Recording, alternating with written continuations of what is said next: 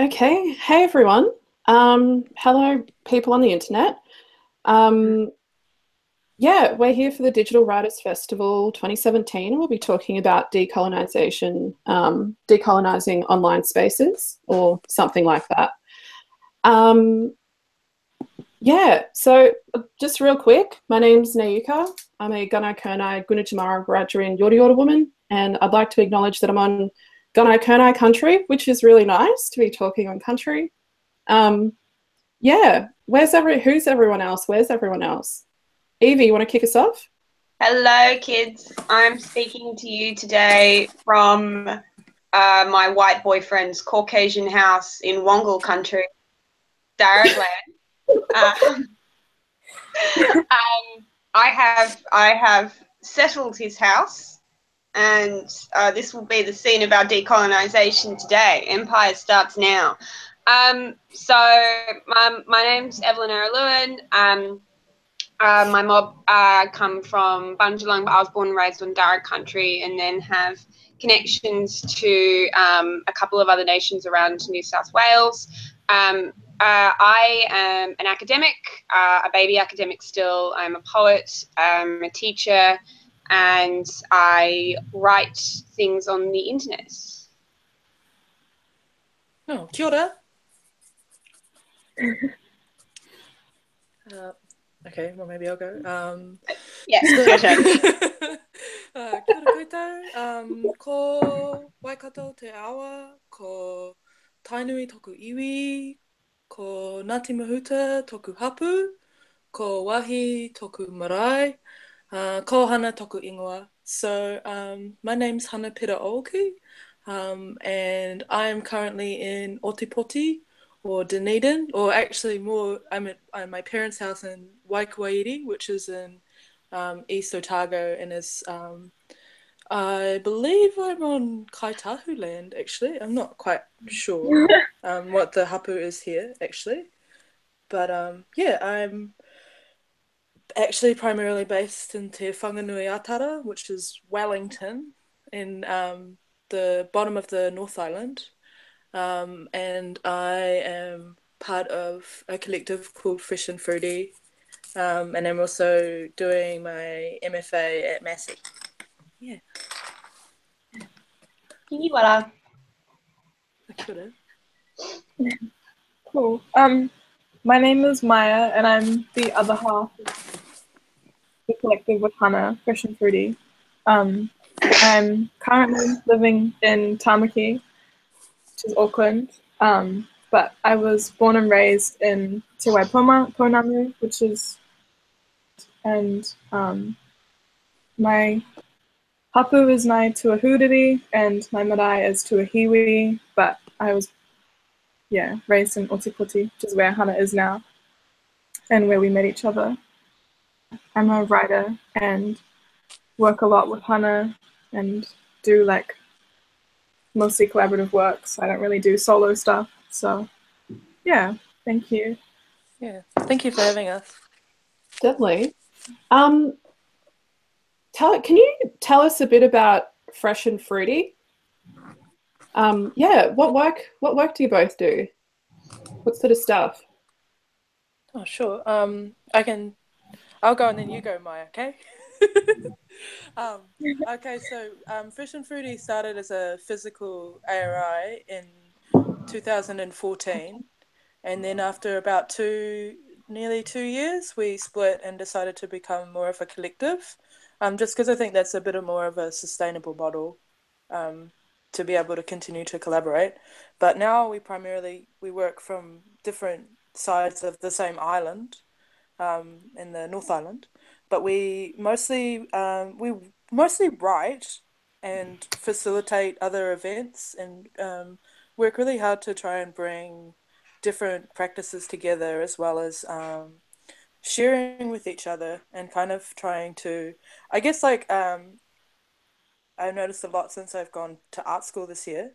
We really want to try and challenge that idea of individualism that's really ingrained within Western education systems and within capitalism, to try But just because it's like, you know, I don't think that those concepts of ownership and possession really exist within indigeneity.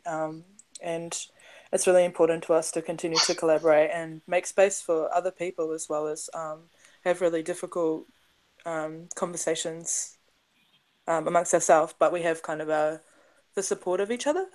Yeah. Awesome.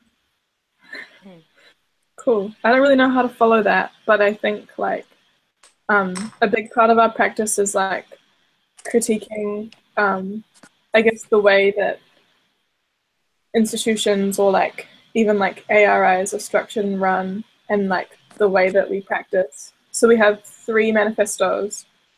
The first one we wrote when we had a space that was kind of about like critiquing lots of like capitalism and like authorship. And then we have our second one, which is more on like labor and like especially feminized labor. And then the third one, which is on creating like safer spaces. And I think, yeah, that kind of critique is really key to our practice. Yeah. And just for those at home who might be watching and might not know what an ARI is, if you could just explain that for a second. Oh, sure. Sorry. So an ARI is a acronym for Artist Run Initiative, which is again a kind of stupid word, but it's like or stupid phrase. But basically, like a gallery that's initiated by artists or designers that it sits outside of I guess like institutional galleries, or I guess they could be a dealer gallery too. I don't know, but it's just like yeah, just a gallery that is like initiated by usually like a group of artists or curators, or yeah. I hope that answers the question. Is the art world over there pretty white? I mean, if it's anything like over here. I feel like it's kind of just a mirror of Australia. It's pretty white. There's just less funding. Oh, shit. There's pockets. And Evie. Oh, sorry. Oh, sorry. I was just saying that there's pockets of kind of resistance, but it is kind of like, yeah, it does largely reflect the broader kind of issues within the society that we live in. But yeah, sorry. No, you're right. Yeah, I was just going to say, Evie, what sort of work are you doing at the moment? You said you write stuff. What do you do? Well, so I'm still desperately attempting to finish a PhD. It's really the first PhD proposed by an Aboriginal scholar, which is seeking to take authority over the representation of Aboriginal narratives and the way in which Aboriginal writing and textuality is put in our schools, put in our universities. So it's about reading texts, engaging with texts, but how it's more importantly about how we can do that ethically and how we can do that in an anti-colonial or a decolonial way. So part of the sort of the complementary to the research process that I have is actually doing as much as I can to be involved with artistic and textual spaces that don't adhere to the logics of colonial institutions. So at the moment, I'm coordinating an organisation called Black Rhymes Aboriginal Poetry Night and Open Mic, which is a really lengthy title, and we're going to have to make it a little bit catchier. But so far we have been working, I say we, it's mostly been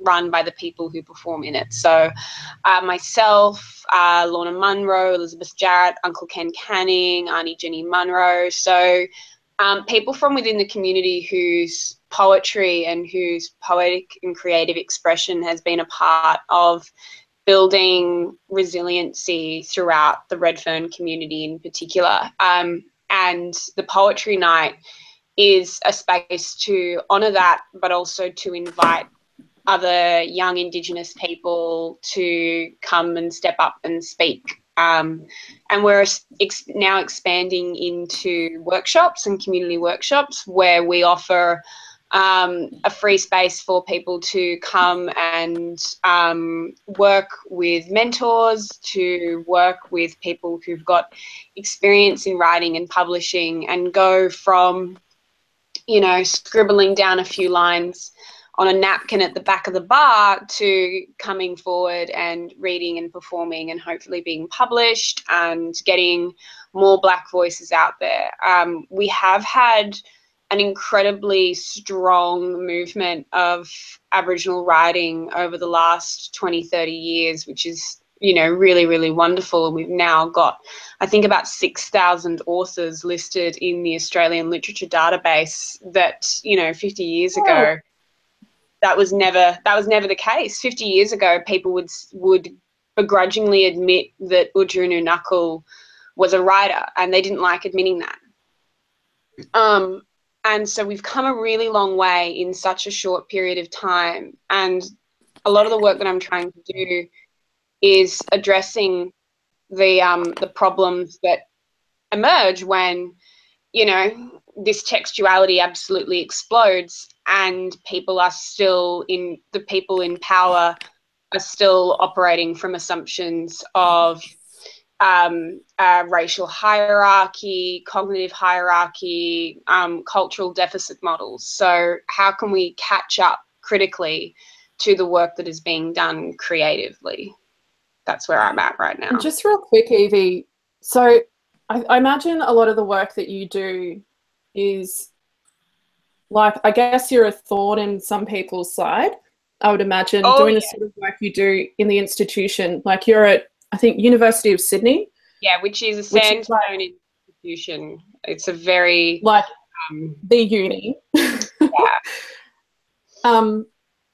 Yeah, how do you deal, like, just being a young Black person in general at universities in this country is pretty difficult, let alone sandstone universities, which are, I guess, the Australian equivalents of Ivy League universities. Yeah. Yeah, can you tell us a bit about that, and then we might move towards kind of, the online stuff. Yeah.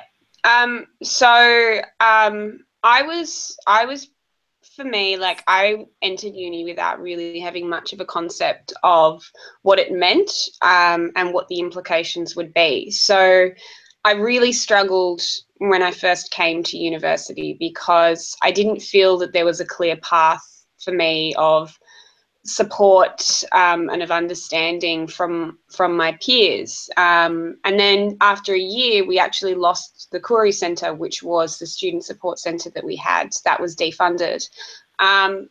So University of Sydney has a pretty low retention rate for Aboriginal Torres Strait Islander students and for staff. And that's a really widespread problem across Australia. Even when universities do a lot to try to bring mob into the space, it's really hard to keep us there and keep us, you know, comfortable and culturally safe. And when I finished my degree, a really terrible and ironic thing happened. I'd been researching literature. I was particularly interested in what the idea of post-colonial was, because I was hearing this language of post-colonial, had no idea what post-colonial could look like. You know, nobody had shown me a post-colonial society. So I was interested in that work. And pretty much around about the exact same time I was trying to do my application to do a PhD, because I worked out that a PhD is like a really low-paying job that you get for 3 years where you don't have to go anywhere. And so I signed up for a PhD thinking, yep, a bit tired of selling shoes. Let's give this a go. And at the same time I was doing that, the head of poetry at Sydney University, Barry Spur, was involved in this enormous scandal where the private emails that he sent on the university's emailing system when he was an advisor to the national curriculum, which is basically just a review of everything we study at school and university. his emails were leaked, and the content of his emails was horrendous. It was disgusting. It was enormously racialized. He said that Abos, meaning Aboriginal and Torres Strait Islander people, we've never done anything worthwhile with literature. We're a waste of space, and we should be taken out of high school and university curriculums. And, you know, he was employed by that university. I could have in that moment turned around and gone, right, no, I'm not going to be a part of this institution that's employed somebody who would say that. But I potentially foolhardily decided, no, screw him. I'm going ahead with this, and I'm going to do an entire PhD, you know, just on how valuable we are. So it hasn't been easy. I have asked for trouble, and then I've had trouble thrown at me that I didn't ask for. But what I'm really astonished by is like how many people have been working in institutions for years, for decades, trying to make things better against all odds. And I have been witness to some really amazing relationships of support and solidarity which have come out of the institution. So at the moment, I still have some faith in the power of theory and philosophy and literature to create a better dialogue around our issues and realities. Not sure I'll always believe that, but like I said, it was a job for 3 years. So see if I can string it out for another 3. Sorry, I had two thoughts listening to you. It's like, it's crazy how, like, so I had a incident earlier this year where I was barred from making work at university for 3 months, and even outside of work there. And I was so fucked off with the institution that I was studying, and I was like, how can you do this to me? I've like had this It's horrible. like horrible traumatic experience and want to talk about it. Like, how is this high risk research? Like, you should be supporting this. And then I realized the way in which the university runs power, and how powerless like so many people are, but they still try really hard to forge meaningful relationships with students to empower them. And I thought that was like a really that was like something that made me think it's actually worthwhile to stay here, even though it's like, this is a colonial shithole, I don't want to be here. Just seeing these people really like be like, I'm in this like awful position, and I know essentially oppressing you, but I want you to know that I'm trying to do these things in order to empower you. It's just that the structure's fucked. And then the second thing, the structure is fucked. And the second thing I thought about when you were talking, it was like when you were talking about the works that you were doing with young writers, it's like how fucking valuable and important it is to have like a tuakana, or like a like a mentor. Like, that's so valuable, especially for like indigenous people who are urbanized and don't necessarily have like access to their whānau, or to their I guess like what we would call like, you know, access to your marae or to your iwi. So you miss out on those relationships because you live in the cities and you are almost like quite dislocated. So I'm like, fuck yeah, get it. That's awesome. And really Also, nice to hear that. I feel like, I don't know if any of you 3 might like feel this, but I feel, and maybe it is an internet thing as well, oh no, it's not an internet phenomenon. There's also like the need for a mentor. Like, white people love, and they've been doing it, it was a tool for colonization to have their favorite black people, or their favorite indigenous people. And I feel like sometimes like it's really alienating for people to like to do that to someone. I don't know where I was going with that, but like the need to be a part of your community, to be protected from that sort of stuff, but also to have like this, like they love propping people up and to have kind of flavors of the month. At least over here they do.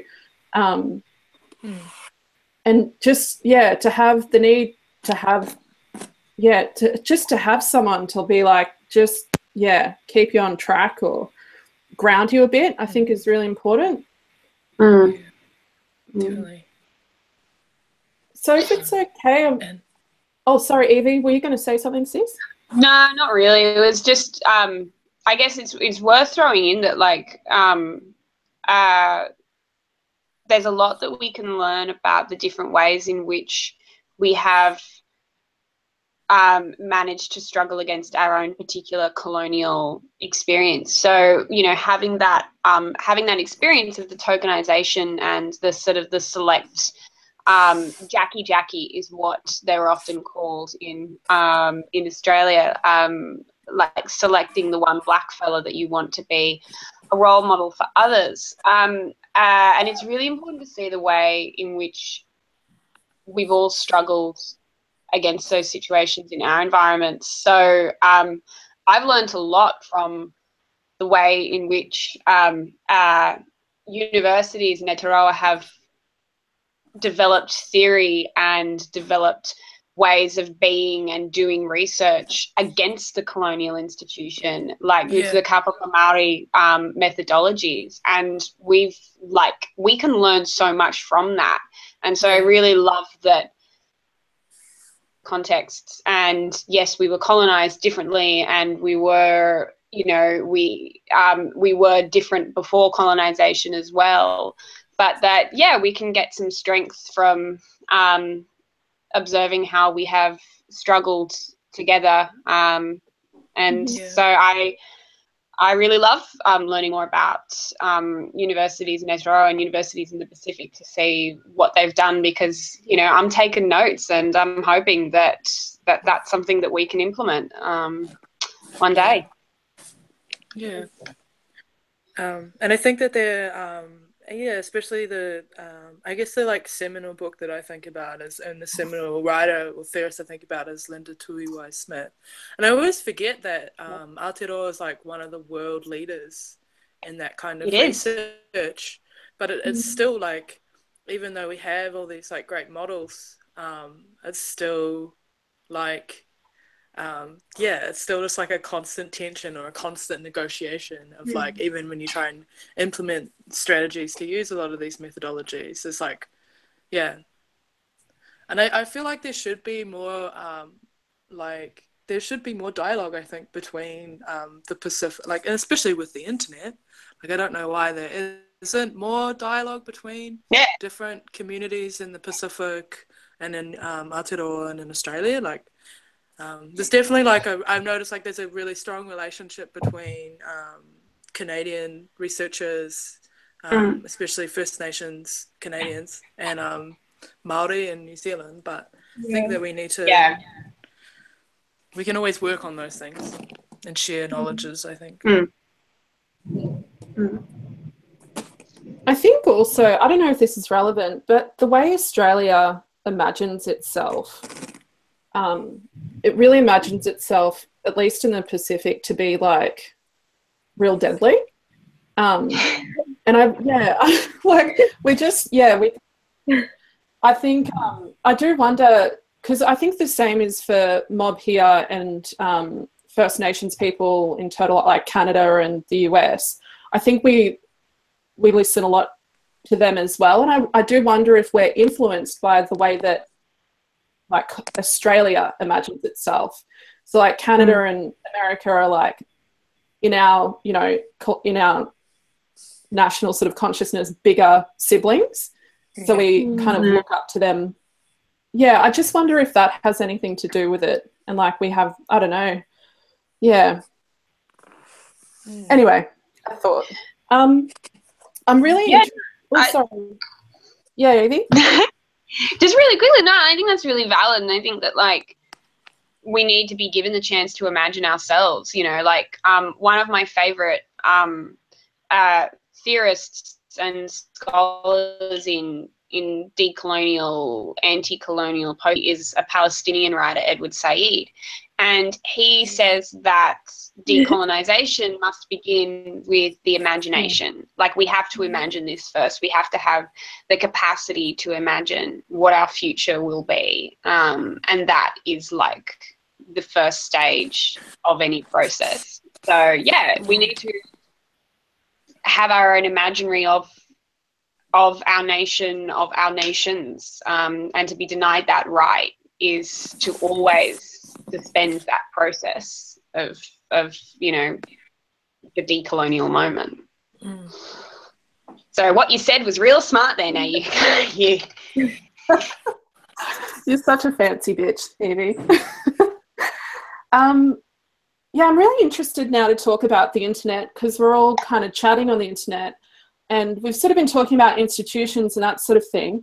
But yeah, I really wanted to get your thoughts, and I know, Evie, you've had some stuff happen recently that you might be able to talk about, but I'm really interested in everyone having a yarn or about, so we're talking about decolonisation in online spaces, with the premise, I guess, being that online, the internet and the online world is a colonised space, I suppose, seems to be the premise of our chat. But I wanted to have a chat, interrogate that, and see if, yeah, if you might think that is actually the case.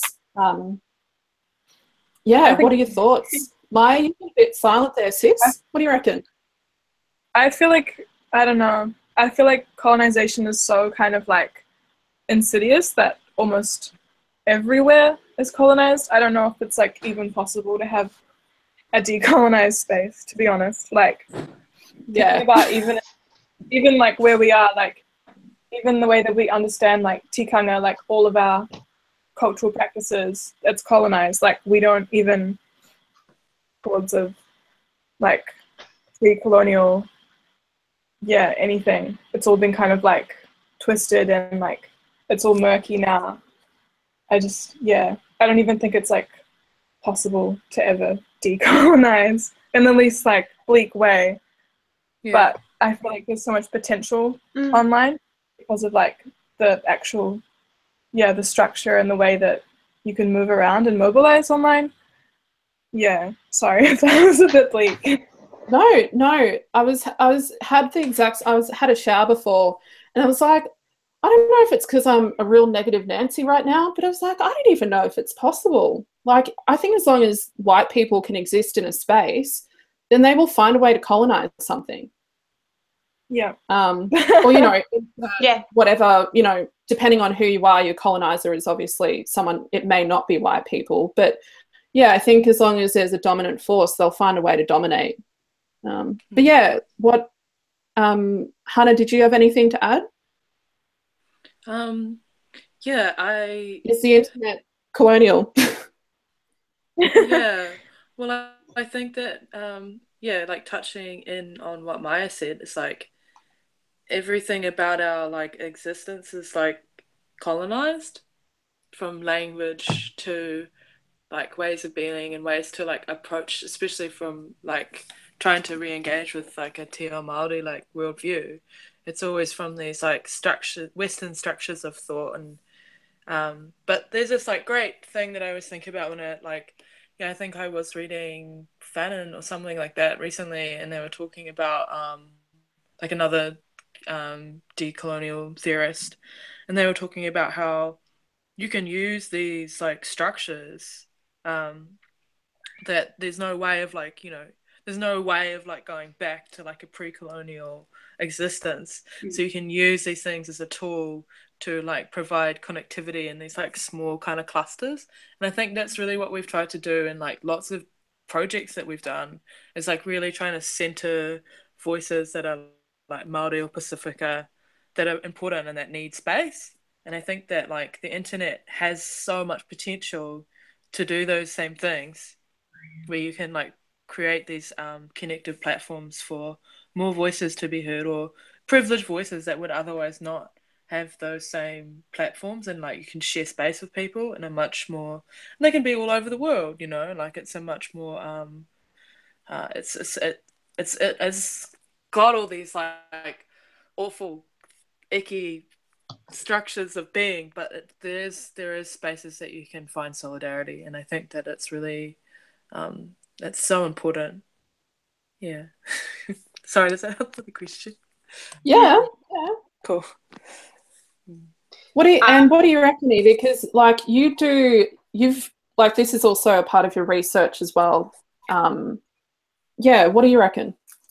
Well, first up, I will say that I think, like everyone, I think that when we talk about decolonisation or anti-colonialism, we do need to be clear that we're not necessarily trying to think of a historically pure form of colonial existence of pre-colonial existence, because to make that argument is to argue that essentially a lot of different aspects about how we are Indigenous people today is anti-Indigenous. So to claim that because we listen to Beyonce, or that because we wear makeup, or because, you know, we catch the tram to the beach, that's not Indigenous, and that can't be Indigenous, and that we are committing our own oppression if we engage with these systems. That's where the logic goes when you follow it through. But that's obviously fucked up and is part of some very unhelpful attitudes about what it is to be Indigenous, to be Aboriginal. Those are the same kinds of mentalities that have been used against us in native title processes. That in many ways, the idea of decolonisation can be used against us and configured as this impossible pursuit, essentially to distract us. But having said that, I think that the language and the theory and the philosophy is really useful and really important as a way of challenging the legacy of imperialism on our daily lives and on our cultural practices and identities. So for me, you know, and I adore Fanon, who Hannah mentioned there, and his work on decolonisation, and he writes about decolonising the mind, but he also writes about, you know, daily realities of people's lives, like bread and your access to bread.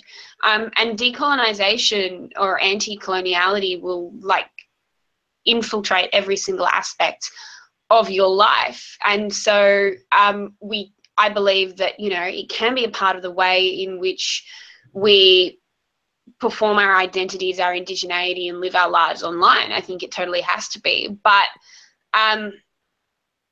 we have to bring that resistance online, because there's absolutely no way of arguing that the internet and online spaces are not a direct result of, you know, neo-imperial capitalist expansion into every facet of our existence. Like the Facebook is a direct result of capitalism. There was a really amazing essay last year in The Atlantic by Adrienne LaFrance on Facebook and colonialism, and the way in which Facebook was expanding its platform into countries that didn't really have solid access to the internet, and was structuring their platform particularly to accommodate people who were living below the poverty line, which is you know, that's an interesting area for them to decide to place their efforts. But when you look closer at the program, it is 100% that they are using colonial strategies in order to indoctrinate, in many instances, Indigenous people into colonial mentalities and to essentially exploit them any way that they could find. So while we use social media in a distinctively Indigenous way, and there is research that's been done on this in a number of different Indigenous contexts, but you know, the facts are, globally, Indigenous people use social media more than any other demographic. We stay on it longer than any other demographic, and we use it to connect with family more than any other demographic. So we really are, across the board, big users of social media. And we use it in a specifically Indigenous way. We use it to connect to family. We use it to model our kinship structures, and we use it as a support system in a colonial world in which it's very difficult for us to get support. So, you know, decoloniality and decolonisation is this incredibly complicated thing that we've got to be careful around, lest we endorse these impossible ideas of it, which mean, well, you know, there's no point even trying because why would you try when you can't achieve anything? We've got to understand that, like, you know, the indigenous women's, indigenous women who like Beyonce support group, that is decolonisation, because they want, the part of the colonial process is to split us up and to disempower us and to deny us our voices. By resisting that, by using technology to resist that, that is in our own way an act of decolonisation. So celebrate the victories when we can get it, but we also do need to just be incredibly conscious of the imperial ties of those platforms as we do that. Okay. Like with Facebook, that kind of, like the way that they would, I imagine the tactics they would use to get their product into other countries is like the way that you would, to try and take over a country. And then also, sell people shit that they don't need. And then also with their algorithms, we do also know that they influence politics as well. Yeah. So on one hand, it's like really exciting that you can, like, we can connect or whatever, but on the other hand, pretty frightening what it can do. It's terrifying. Yeah. I mean, look at things like I don't know. I just like think all the time about how I think my favorite platform is probably Twitter, and it's so toxic to me that like someone like, for instance, like Rose McGowan, who's like speaking out against sexual violence, will get her account blocked for 48 hours. But someone like Donald Trump, who like literally represents the alt-right in a lot of ways, like he's never had his account blocked. I mean, that speaks volumes to me about like the kinds of people who are and have power over these platforms that we use every day and can use as like incredible tools, but they are like, you do have to kind of step back and understand how those power structures exist within every site that you kind of can engage with, I guess. Even Instagram, like, but it's important. I think like for me too, like that idea of like connecting with whānau, like and connecting with my family and also like other friends, like I feel like I get an incredible amount of support online from other Indigenous women and Indigenous people who I can talk to more than like I mean, I live in Wellington, and I do have some friends that I can talk to, but the bulk of this, like, of the people that I know that are my kind of like support people, don't live there. And so the internet for me is like such an incredible tool to be able to reconnect with no one in my family other than like cousin that lives like 40 minutes out of the city. I don't have any family where I'm living as well, and it's actually just like crucial for my well-being to have the internet, and I don't know what I would do without it. In terms of especially like my self-care, I think, yeah. It's such a like weird relationship, isn't it? It's almost abusive. Like you're like it's so bad for you, but also like you kind of really want it or need it as well. It's kind of toxic, but also illy internet. Sorry, Maya, what were you going to say? I was just going to say that I think it's just backing up what Hannah was saying, and especially like in the art world, having access to like the internet and having like those online Indigenous internet communities is so important, especially like if you live in a city like I do, where like I mostly just like go to openings and see like white male artists, and like if anything happens, I know I don't have any solidarity with them, but I can go online and get that solidarity, even if they're not like living in the same city, or even if they are living in the same city. Yeah. So like, because it's like, I don't think I'd be able I think it's a thing I've realized recently too, Maya, is that like it doesn't matter how many like Pākehā friends I have that say that they're allies, and they don't back me. They're not allies. They don't back me. they're not there for me. They don't understand, and they'll never be able to understand, and it's actually exhausting to try and help them to understand, and I'm not doing that anymore. Yeah. I think something I think we're all kind of saying is that, so I or maybe not, I don't know, I think any kind of space where that we're kind of forced to share with our colonizers or oppressors or settlers, like in many ways it reinforces like what is already happening in the outside world. But also, I guess it's a tool to deal with colonization, or like helps if it, maybe it's not decolonizing in and of itself, but it can be a tool to help deal with, you know, living in being colonized and living in a colonized world.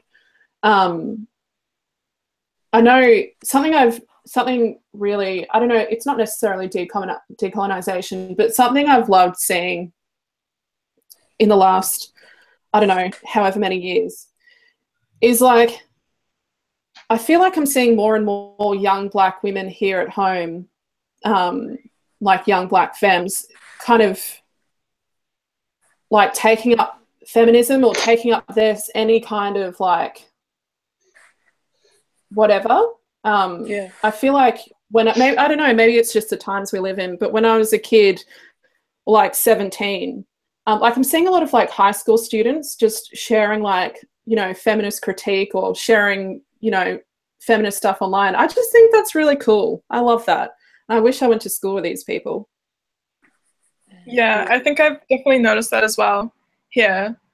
I think like when I was growing up, I don't know, feminism, or I guess like feminist rhetoric was like not, it was like a white family thing. It wasn't like, Yes, like a thing for my family. But I think with like social media and like the rising kind of dialogue of feminism, it's become more of a thing. And like, I don't know, I think, Yeah, I guess it's becoming more also okay with my having, cousin.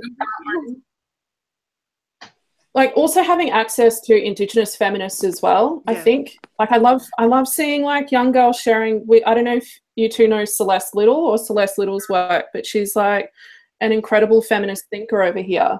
And like just seeing young black people sharing her stuff is like so cool. I love that. And I think it's, and not I think having it's to share like Jermaine Greer or whatever people used to share. yeah. But I think it's like, that's interesting too, because it's like, for me, I've been noticing recently, like, because I remember I like I always had these, like, I wouldn't have called them like feminist kind of like, but they were always in my family, like incredible strong women that I was around.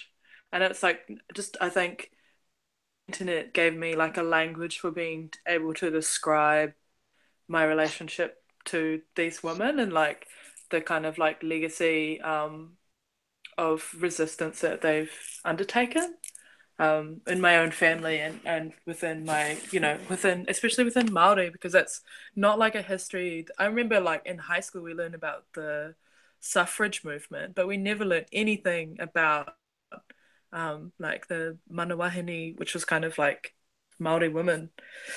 Like, you never learned anything about that, which is like another like kind of Even though it was feminism. amazing, and even though like manawahine theory is like so much more, I don't know, it's so much more nuanced than any of the suffragette shit. Like, but it's just like not recorded.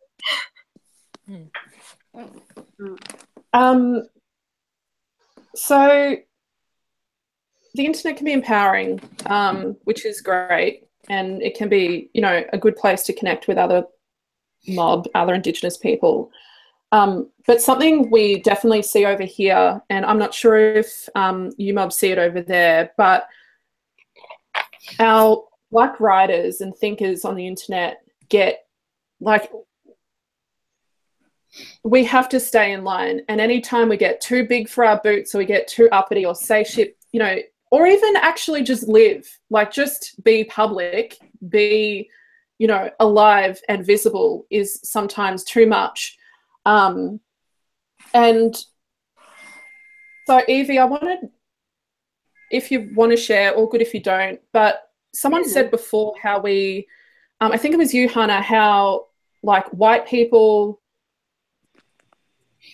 like allies, something, okay, what I'm trying to say is we can always rely, or at least I feel like we can always rely on mob to have our back in a different way that white people just won't or can't. And Evie, this is something, you recently had someone's back, and I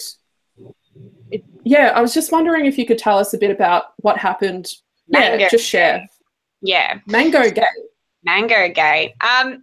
So in New South Wales, the final exams that students take in Year 12 before going on to before going to university is called the HSC, and that's what gives you your mark that will determine which universities you can go to. So we've got a really toxic culture around the HSC in New South Wales because people really feel like 13 years of schooling rests on a number out of 100, and that determines who you are as a person. So there's a lot of anxiety around that.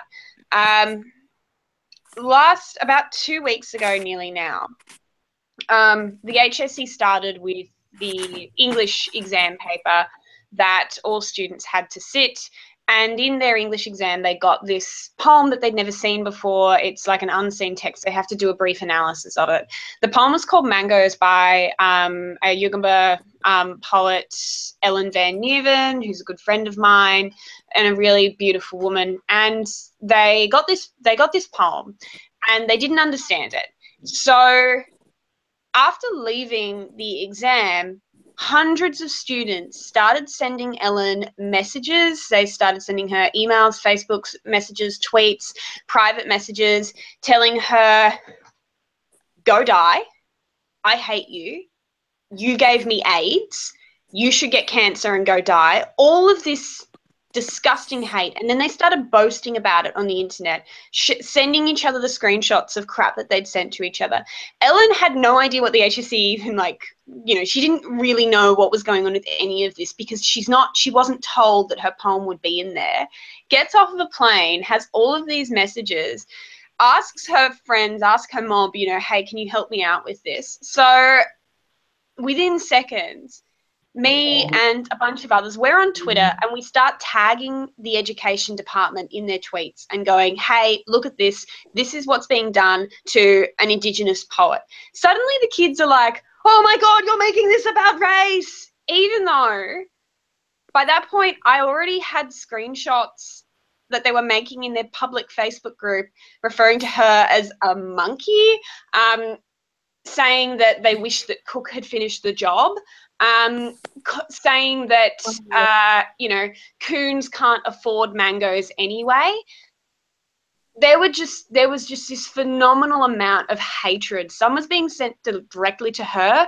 Some was just on this very toxic Facebook page. And then it took about 30 seconds for us to start being pulled into this.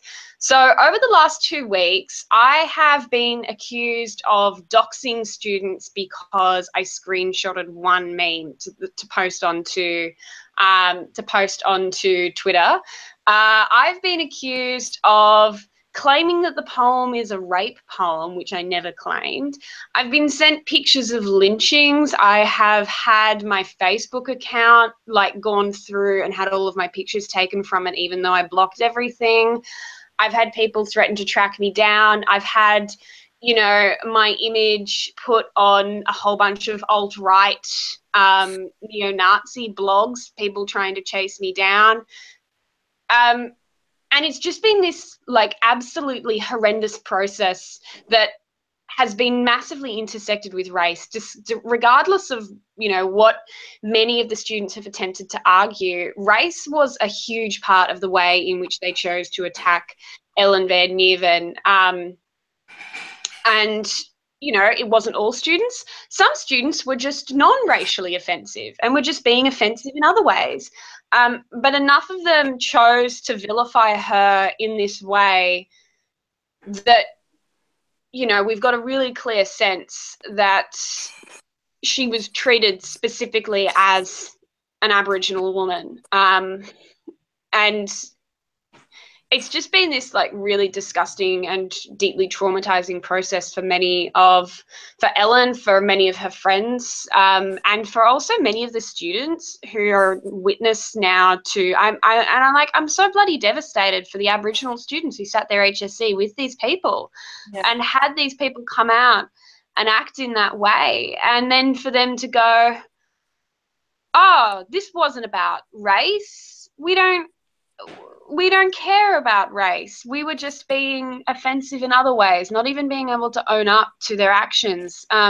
So Mango Gate has just been one of the worst experiences, certainly of the year, possibly of my life. And I really think that what it signals is that, like, education institutions need to very seriously think about what social media and what technology has done to the way in which students behave and act. They would not have been able to do this 20 years ago, and they would not have been able to do this if the poet was dead and they had no social media account to attack.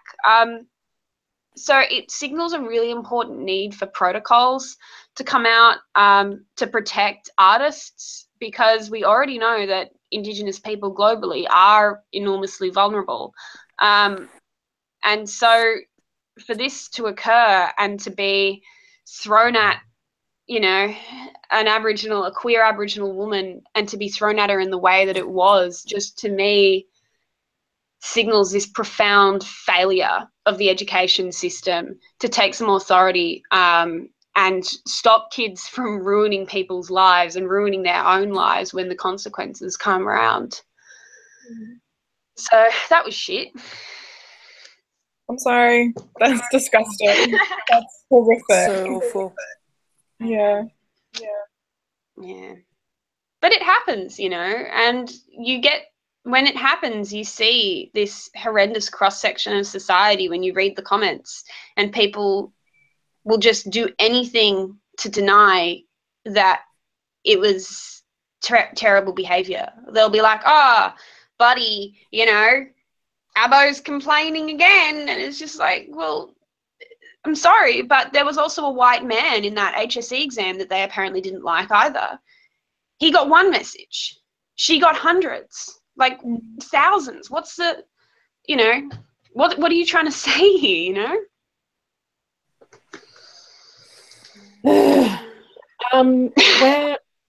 Thank you for sharing that, Evie. I don't know if that's the first time you've kind of shared that publicly, but thank you. And I know it's fucking horrible, and Alan, it shouldn't matter how nice someone is. Like, Ellen could be the most horrible cunt in the world and she still would not have deserved that. She's not a horrible cunt. She's actually the most lovely person, not a cunt at all. But it literally could not have happened to a sweeter person. But it shouldn't matter if she's sweet. Black women don't have to be sweet. It should never have happened. But I just love, something that I love, like, no matter what, we'll just go in and back other black fellas or other mob, and just, I don't know, like, as horrible as it's been, I feel like a part of you probably, like, I feel like you'd still do that if another person needs help, you'd still do that. I love that about our people. It's like, the internet becomes another battleground, I suppose. Yeah. I was wondering, because we've got 5 minutes left, kind of, so someone recently, another Indigenous woman from Turtle Island, Serene, told me she likes to pretend that like 16 or 17-year-olds have just tuned in to the last 5 minutes, and like, if you want them to feel, because I'm a real like cynical cunt, so like if you wanted to leave people like feeling a bit, with hope or whatever, or something useful, or I was wondering if we could maybe do a little bit of a round and just maybe share, I don't know if it's like tips or just ways to, if not decolonize, but indigenize online spaces, or even something you've loved recently that's profoundly Indigenous online. Yeah. Maya? Sorry. It's all good. I think one tip I have is just like find someone who's like in a similar boat to you in terms of like their identity, or like, I don't know, I feel like I really have that with Hannah. Find someone who you can talk to and communicate with all the time, or like a lot, and just like, yeah, find that support network. I think like I didn't have that for so long, and it was such like I don't know, I felt so alienated. And I think, yeah, find that person. That's so nice. Hannah? I was gonna say the same thing, but I think it's like I think it was at the beginning of the year. I had this like really awful time on Twitter where I was having all of these Pakeha women like what percentage Māori I was and like how Māori I was, and because I wasn't like Māori enough, I didn't have like a right to be angry. And I, you know, because I'd always thought, you know, I had like my sister Miriama, and I had Maya, and I had Maya and our friend Piu Piu, and I had these like supportive other like Māori women. But it was like actually, yeah, so thinking about that as well, like been thinking about that during the discussion of like what's been happening to you, Evie. It's like, yeah, like find like not necessarily like a person, but like spaces like Twitter, I think, are like really good for finding other indigenous people, like especially for young Māori. There's so many like incredible, outspoken, intelligent Is young there indigenous anyone you people think that we are should doing follow? cool stuff. Oh, sorry. I was going to say, who should we follow? Who should we follow right now? young Māori and Pacifica people. I'd say Natasha Matillia Smith. Yeah. And Coco Faith Solid, Wilson. Faith Wilson, and Lana Malapisi. Are all incredible. Yeah, and also like I know it's like silly, but like my sister Miriama Oki is like an incredible writer and has been doing some like great writing for spaces like Vice on like tino ranga tiratanga and like explaining he whakaputanga and like actually writing about our histories that we are so lost in New Zealand and we don't learn about. And I think people like that use those platforms really well, and it's just so nice to like not only like learn from those people but have support from them as well. Yeah. She pops off on Twitter.